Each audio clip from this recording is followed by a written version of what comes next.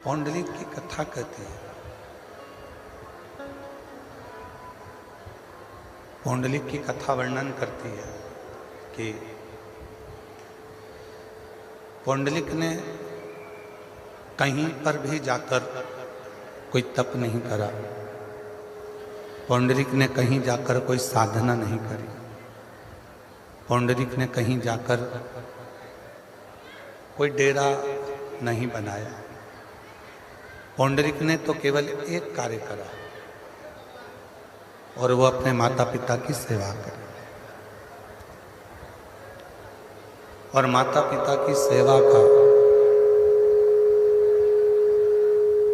माता पिता की सेवा का जो फल पौंडलिक को मिला वो स्वयं पंढरपुर में हरिविठ्ठल आकर विराजमान हो जाते हैं, जो पौंडलिक के सम्मुख में आते हैं।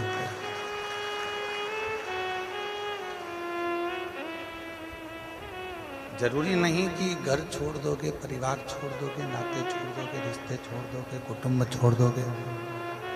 आप अपना कुटुंब छोड़ दो, रिश्ते छोड़ दो, नाते छोड़ दो, फिर भगवान मिलेगा, ईश्वर मिलेगा, उधर मिलेगा। जरूरी है कि ईश्वर मिले, भले वो माता पिता की सेवा करें। हम अपने माता पिता की सेवा कर लें। हम चाहे किसी दीन दुखी की सेवा कर लें। कितना सुंदर कहा है शिव महापुराण में कि भूखे को भोजन और प्यासे को पानी और जय बाबा बर्फानी। अर्थात दरवाजे पर आया हुआ कोई प्यासा है, दरवाजे पर आया हुआ कोई भूखा है, उसको भी यदि हम भोजन करा रहे हैं, प्यासे को पानी पिला रहे हैं, तो ये सेवा भी, ये सेवा भी भगवान शंकर की सेवा।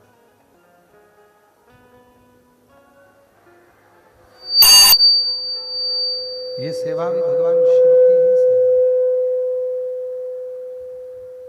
ये सेवा भी भगवान शंकर की ही सेवा। किसी को एक बड़ा सुंदर एक प्रसंग चंचुला देवी ने पूछा, मुझे मेरे पति की चिंता। चंचुला देवी बोल रही, तो तुमरुका जी ने पूछा कि तुम्हें तुम्हारे पति की क्या चिंता है? तो कहा कि मेरा पति प्रेत योनि में पड़ा हुआ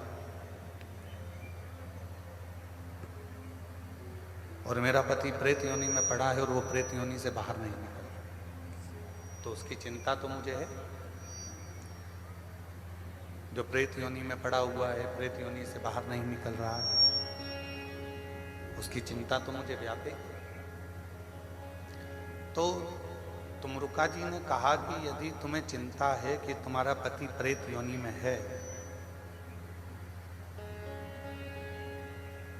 तो तुम क्या कर सकते हो? तुम उसके लिए करोगे क्या? क्या कर सकते हो? तो चंचुला देवी ने कहा कि मैंने सुना है, पार्वती माता ने मुझसे कहा है, पार्वती जी ने मुझसे कहा है, माँ जगत जननी जगदम्बा पार्वती जी मुझसे बोली हैं कि आप यदि शिव महापुराण की कथा करवाती हो और उस कथा को यदि तुम्हारा पति श्रवण करता है, तो निश्चित है कि वो प्रेत योनि से छूट जाए, प्रेत योनि से मुक्त हो जाए। चंचुला देवी कहती है कि मुझे चिंता व्याप रही, मेरा पति प्रेत योनि में है, उस प्रेत योनि से मुक्त करने की मुझे चिंता व्याप। संसार सागर में ऐसे ना जाने कितने हैं जो केवल एक चिंता के घेरे में घिरे हुए। पर शिव महापुराण की कथा कहती है, भगवान शंकर का चरित्र कहता है, शिव तत्व कहता है, शिव पुराण कहती है कि चिंता को छोड़कर तुम्हारे बस में जितना है कम से कम उतना तो करो। जब तुम्हारे बस में जितना होगा उतना भी तुम करोगे तो तुम्हारी चिंता धीरे धीरे मिटना प्रारंभ हो जाएगी और शिव की कृपा होगी। आज व्यक्ति के बस में जितना है वो उतना भी नहीं करना चाहता। कई लोग ऐसे भी हैं संसार सागर में जो ये विचार कर रखते हैं कि जो करेगा वो ईश्वर करेगा, मुझे कुछ करना ही नहीं। कई लोग ऐसे हैं संसार सागर में जो विचार कर बैठे हैं कि मुझे कुछ नहीं करना, करेगा तो ईश्वर करेगा। जो करेगा वो परमात्मा करेगा, जो करेगा वो ईश्वर करेगा। तो ईश्वर कब करता है, भगवान कब साथ देता है? जब आप कुछ कर्म करो। और आप यदि कोई कर्म करोगे ही नहीं, कोई कर्म करना ही पसंद नहीं करोगे, तो ईश्वर कैसे साथ देगा? तेरे मंदिर में आना मेरा काम है और मेरी बिगड़ी बनाना तेरा। अब इन लाइन में आप खुद भी बोल कर देखिए। आप बोलो उसको, तेरे मंदिर में आना मेरा काम है और मेरी बिगड़ी बनाना तेरा काम है। मतलब बिगड़ी कब बनाएगा? तेरे मंदिर में जब मैं आऊंगा। मतलब मैंने प्रयास करा तेरे मंदिर में आने का, मैंने प्रयास करा तेरी कथा को श्रवण करने का, मैंने प्रयास करा तेरे मंदिर में जाकर एक लोटा जल चढ़ाने का, मैंने प्रयास करा तेरे शरणागति ग्रहण करने का, मैंने प्रयास करा श्री शिवाय नमस्तुभ्यम बोलने का, मैंने प्रयास करा भगवान की भक्ति करने का। जब अपन प्रयास करेंगे तो ये निश्चित है कि भगवान देव अधिदेव महादेव करुणा जरूर करेंगे, ये निश्चित है।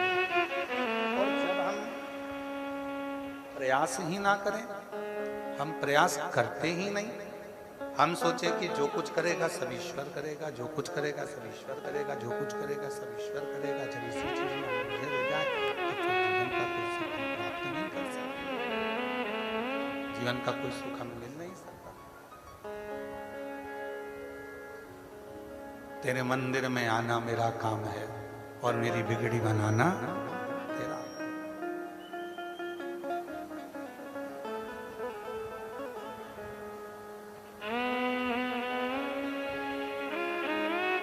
तुम रुका जी कर चंचुला, जितना मनुष्य के बस में होता है उतना यदि मनुष्य अपना कर्म करते हैं, जितना मनुष्य के बस में,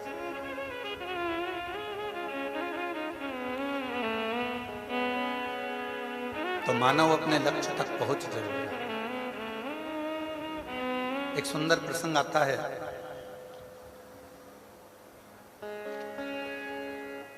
एक त्रिकारी नाम का एक केवट था। शिव महापुराण का बड़ा सुंदर प्रसंग है। केवट का नाम था त्रिकारी।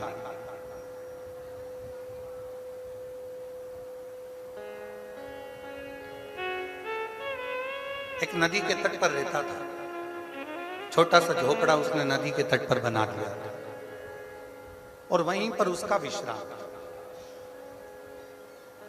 कोई पथिक आता, आवाज लगाता, केवट भैया हमको पार कर दो, वो पार कर दो। पर उसका एक नियम बड़ा प्रबल था। एक नियम उसका इतना प्रबल था और वो नियम था उसका, सबसे पहले किसी पथिक को छोड़ने से पहले सबसे पहला शुरुआत अगर कहीं से करता था तो नदी के तट पर जितनी भी निर्माल्य कोई डाल कर जाता था, नदी के तट पर जितना भी निर्माल्य कोई पटक कर जाता था, नदी के तट पर जितना भी निर्माल्य कोई छोड़ कर जाता था, उस निर्माल्य को एकत्रित करता था। उस निर्माल्य को एकत्रित कर कर उस निर्माल्य को ले जाकर बीच धार में ले जाकर छोड़कर विसर्जन कर देता था। 4 किलोमीटर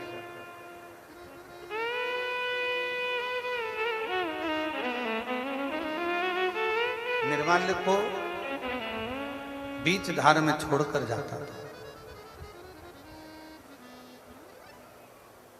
पूरे तट का निर्माल्य एकत्रित करता और एकत्रित करने के बाद उसको बीच धार में पानी भरकर जहां पानी बहता उसी में उसको छोड़ देता।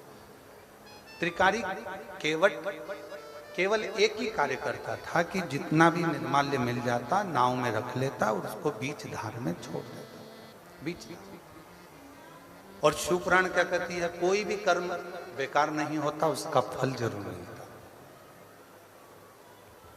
संसार सागर में जन्म लेने वाला मनुष्य जो करता है उसका फल 100 गुना मिलता जरूर है। एक चावल का दाना मनुष्य पृथ्वी में बोता है, 100 चावल के दाने प्राप्त करता है। एक गेहूं का दाना पृथ्वी में बोता है, 100 गेहूं के दाने प्राप्त करता है। एक सोयाबीन का दाना पृथ्वी में बोता है, 100 सोयाबीन के दाने प्राप्त करता है। एक तिल्ली जमीन में बोता है, 100 तिल्ली प्राप्त करता है।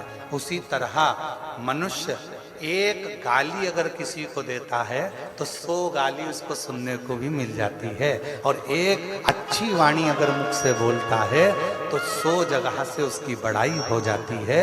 उसी तरह एक अच्छा कर्म जब हम अपनी जिंदगी में करते हैं तो 100 अच्छे कर्म वाले हमसे जुड़कर हमारी मंजिल तक हमें पहुंचाने का प्रयास है। वो 100 गुना अपने आप होगा।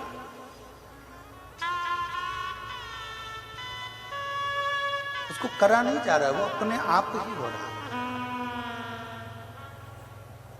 और मैंने तेरे से बाबा तेरे ही भरोसे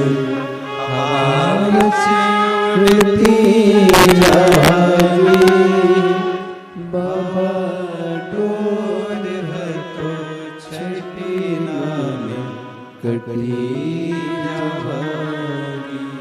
भोले मैं तेरी पतंग मैं तेरी पतंग हवा में उड़ती जावागी। बाबा डोर है तो छठी नाम कटी जावागी। एक कर्म अच्छा करिए 100 कर्म अपने आप अच्छे होने लगेंगे। एक काम अच्छा करिए 100 काम अच्छे होंगे।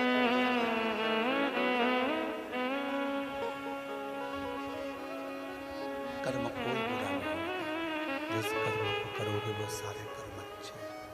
कोई कर्म बुरा। आवाज तो बढ़ा लो, आवाज नहीं आ रही है, पब्लिक भी परेशान हो रही है। एक कर्म अच्छा करोगे 100 कर्म अपने आप अच्छे होंगे। कर्म श्रेष्ठ करो और मत बुरे कर्म कर बंदे वरना पछताएगा। भगवान की आंखों से तू बच नहीं पाएगा। तू बच नहीं पाएगा। हरि ओम अज्ञानी मत करना दानी। हरि ओम अज्ञानी मत करना दानी। तेरे कर्म का फल भी तू ही पाएगा। जैसा किया तूने तेरे आगे आएगा। मत बुरे कर्म कर बंदे वरना पछताएगा। भगवान की आंखों से तू बच नहीं पाएगा। तू बच नहीं पाएगा। हरि ओम अज्ञानी मत करना दानी। भगवान शंकर का चरित्र कह रहा है, शिव महापुराण की कथा कह रहा है, शिव तत्व कह रहा है। त्रिकारी घाट पर पड़े हुए सारे निर्माल्य को एकत्रित करता है और उस एकत्रित करे हुए निर्माल्य को नदी की बीच धार में जहाँ पानी बहुत तेज मात्रा में बह रहा हो वहां ले जाकर छोड़ देता है। कोई भी कर्म, आप अपनी जिंदगी में जितने कर्म कर रहे हो, कर्म यदि आपका श्रेष्ठ है तो उसका फल भी श्रेष्ठ ही हो। जो कर्म कर रहे हो उसका फल आपको श्रेष्ठ ही मिलना, अच्छा ही मिलना।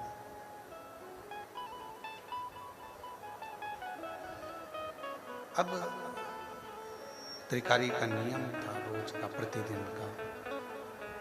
आवाज खोलो ना बाहर की, आवाज खोलो बाहर, पब्लिक को आवाज नहीं आ रही है।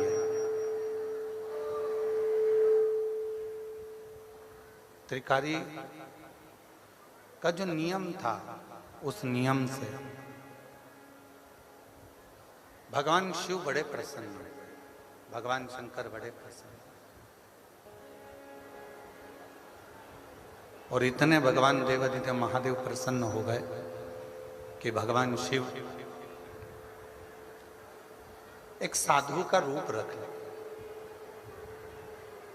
और भगवान शंकर साधु का रूप रखकर आज त्रिकारी की परीक्षा लेने के लिए चलते। और याद रखना, 33 कोटि देवता में यदि परीक्षा लेने का हक किसी का है तो वो देवाधिदेव महादेव का, शिव का। और रिजल्ट देने का भी अगर हक किसी का है तो वो देवाधिदेव महादेव का। हमने पहले भी कथा में काज फिर कहते हैं, तुम मंगलवार का व्रत कर लो, बुधवार का कर लो, चाहे शनिवार का कर लो, चाहे इतवार का कर लो, कोई भी व्रत कर लो, तीज का कर लो, चतुर्थी का कर लो, अष्टमी का कर लो, नवरात्रि का कर लो, चाहे तुम जिसका व्रत कर लो, उस व्रत तुम किसी भी देवता का करोगे पर फल तुम्हें मिलेगा तो केवल शिव जी के पास आकर ही मिलेगा। व्रत तुमने किसी भी देवता का करा है, देवता भी फल देने से पहले शंकर जी से पूछते हैं कि इसने मेरा ये व्रत धारण करा था, पृथ्वी पर रहकर इसने व्रत किया था, इस व्रत का पुण्य फल आपको देना है। तब शिव जी उस व्रत का पुण्य फल निकालकर उसको देते हैं, शंकर। ये उसी तरह, चाहे तुम मौसी सास को कितनी भी चाय पिला लो, मौसी सास तुमको सोने की चेन नहीं देगी। देगी क्या? हो सकता है तुम्हारी मौसी सास दे दे। तुम मौसी सास को कितनी भी चाय पिलाओ, तुम बुआ सास के कितने भी पांव दबाओ, चाहे उसके पांव में तेल लगाओ, तो भी वो अपनी प्रॉपर्टी का हिस्सा नहीं दे। चाहे तुम मामी सास के पांव दबाओ, चाहे तुम चाची सास के पांव दबाओ, चाहे तुम ताई सास के पांव दबाओ, तुम चाहे किसी के भी पैर दबाओ, वो अपनी प्रॉपर्टी का हिस्सा तुमको नहीं देगी। केवल देगी, भले तुम सास का पांव मत दबाओ, भले तुम उसको चाय मत पिलाओ, तो भी वो अपनी हिस्सा मरते मरते दे के तुमको ही जाएगी। वो चाहे तुम कैसे भी, तुम कैसे,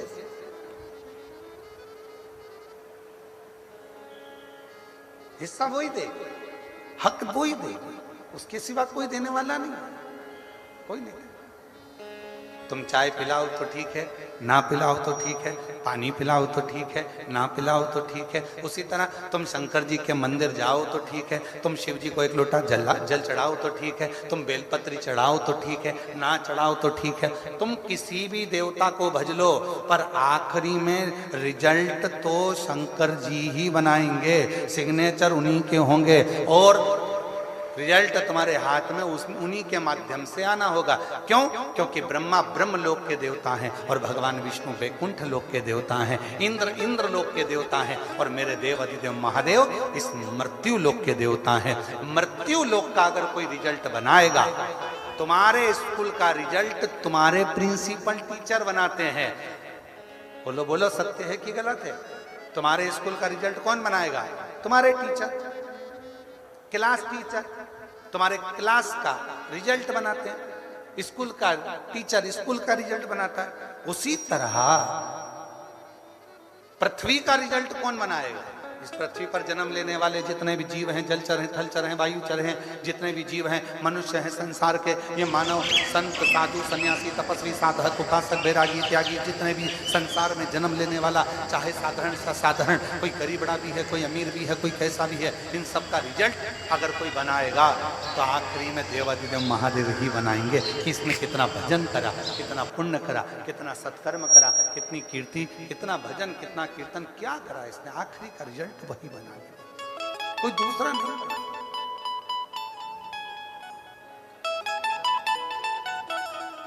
बच्चे क्या करते हैं, अब बच्चों से समझदारी सीख लो। बच्चे क्या करते हैं, मम्मी कितनी समझदार होती है, बच्चे की कोचिंग ट्यूशन कहाँ लगाती है, क्लास टीचर के। क्लास टीचर क्या क्यों लगाती है, एक दो नंबर अगर थोड़े गड़बड़ हो भी जाएंगे तो ये साल भर उसके यहाँ ट्यूशन जाएगा तो वो एक दो नंबर कहीं ना कहीं बढ़ा देगी। क्लास की टीचर है। इसीलिए आपसे निवेदन है, शंकर जी के मंदिर में ट्यूशन लगा लो, एक लोटा जल चढ़ाने रोज जाते रहोगे तो नंबर बढ़ाता रहेगा। ये कौन सा नंबर, कहा दुख काटने का, तकलीफें काटने का, कष्ट काटने का, परेशानियां काटने का। जो तुम्हारे जीवन में दुख है, कष्ट है, परेशानियां हैं, जो तुम्हारे जीवन में तकलीफें हैं, उसको काटने का नंबर मेरा शिव बढ़ाता रहे, मेरा शंकर बढ़ाता रहे।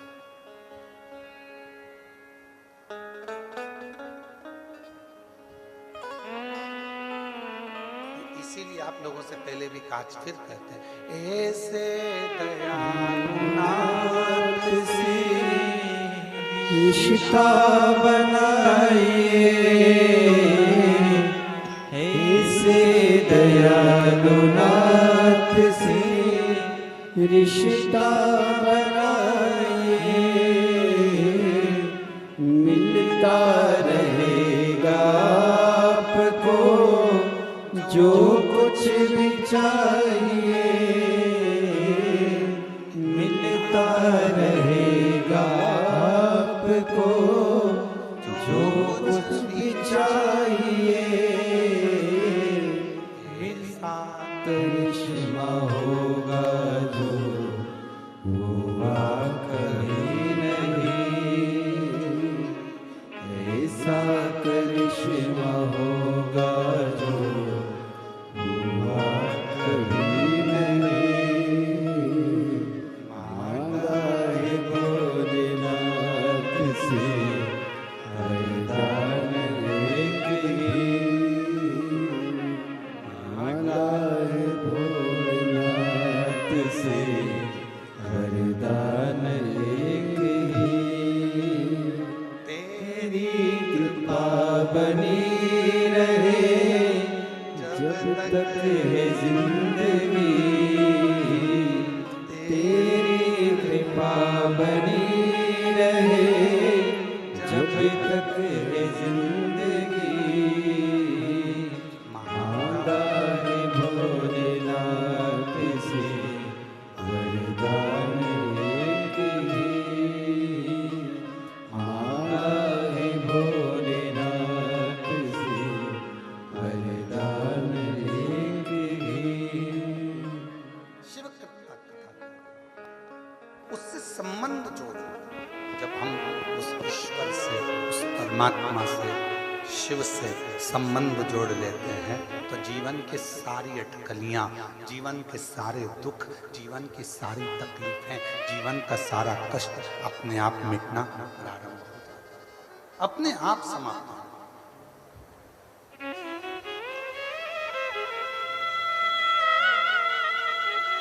थोड़ा बहुत यदि अब कथा देखिए,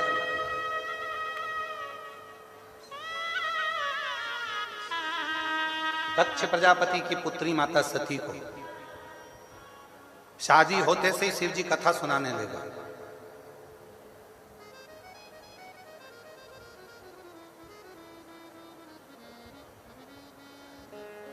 सीधे कथा सुनाने। आपकी शादी के बाद तो आपके पति आपको होटल ले गए होंगे, शॉपिंग मॉल ले गए होंगे, सोना चांदी की दुकान पे ले गए होंगे, घूमने फिराने ले गए होंगे, पर मेरे देव अधिदेव महादेव का जब माता सती के साथ विवाह हुआ तो शिवजी सबसे पहले सती को कुंभज ऋषि की यहाँ कथा सुनाने ले गए। अगस्त ऋषि की यहाँ कथा सुनाने ले गए सबसे पहले। क्यों? कहीं दर्शन कराने ले जाते, कहीं तीर्थ में। कथा सुनाने ले जाने की क्या जरूरत थी? उसका एक कारण था, ये जो कान है ना, माता सती जब बचपन से शिव जी की साधना आराधना करती थी तो दक्ष प्रजापति उनको शंकर जी के लिए अपशब्द कहा करते थे, खूब आड़ा तड़ा करते थे, खूब निंदा करते थे।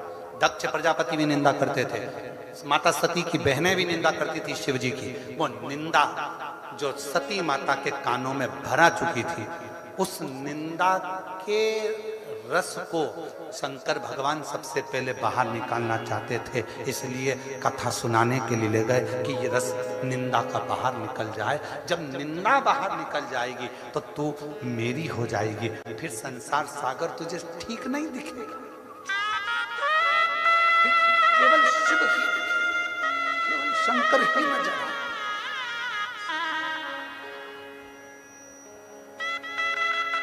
तुझे कोई दूसरा नजर नहीं आएगा, कोई दूसरा तुझे नहीं दिखेगा, दिखेगा तो केवल शिव ही दिखेगा, दिखेगा तो केवल शंकर ही दिखेगा। शिव माता सती को कथा सुनाने के लिए, माता सती।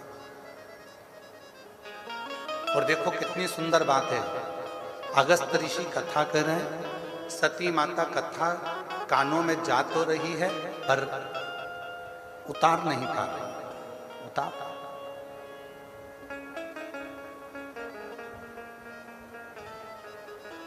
हम तो आपको धन्यवाद देते हैं, जितनी परीक्षा हमारी जिंदगी में हमने 30 साल में कथा देखी है और हर जगह कथा करने गए हैं और एक एक महीने में 3-3, 4-4 कथा होती है। जितनी परीक्षा हमने किसी कथा में नहीं देखी, उतनी परीक्षा हमने यवतमाल की इस कथा में देखी।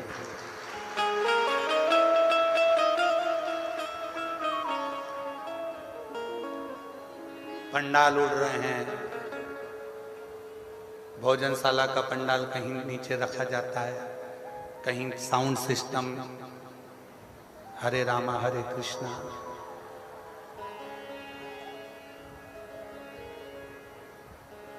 और बचा कुचा था तो 2-3 दिन से लगातार पानी, और पानी भी ऐसा कि अब यजमान जो समिति है बहिराम देव शिव पुराण सेवा समिति, इसने तो पूरी व्यवस्था करी है, पर पानी के आगे किसका जोर। ऐसा पानी गिरे, पानी भी ऐसा गिरे जैसे सावन और भादों का, गरज गरज के बरस बरस के। अच्छा, हमको तो ऐसा लग रहा था कि भगवान भी साउंड की टेस्टिंग कर रहे हैं। हमारा साउंड वाला तो गड़बड़ हो गए, तो भगवान सोचे कि मैं मेरा साउंड देखूं कहीं मेरा तो गड़बड़ नहीं हो गया, तो वो भी टेस्टिंग कर रहे थे। बिजली चमचा चमका चमका के, बिजली चमका चमका के देखा, टार्च मार मार के कोई गई कि नहीं गई घर। फिर देखा इंद्रदेव ने कि वो तो पंडाल में अभी भी बैठी है, तो एक बार फिर कर जाओ, फिर देखो बिजली चमका के, गई नहीं गई।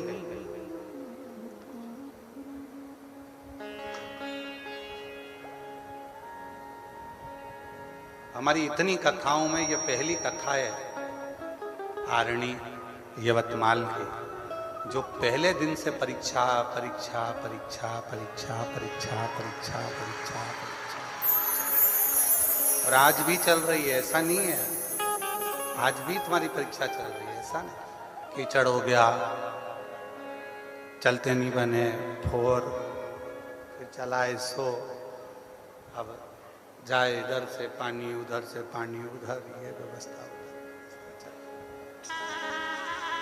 फिर भी बहिराम देव शिव महापुराण सेवा समिति के लिए एक बार ताली बजाओ, उसने बहुत मेहनत करी है, बहुत।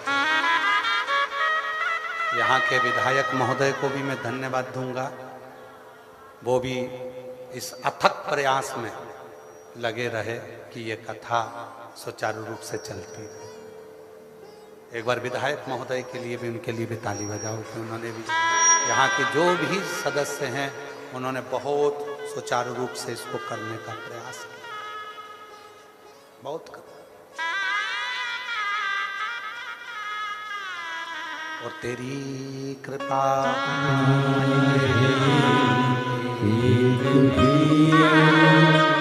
लेते हैं श्वास तेरी कृपा से तनु तनु। बखान क्या करूं मैं, लाखों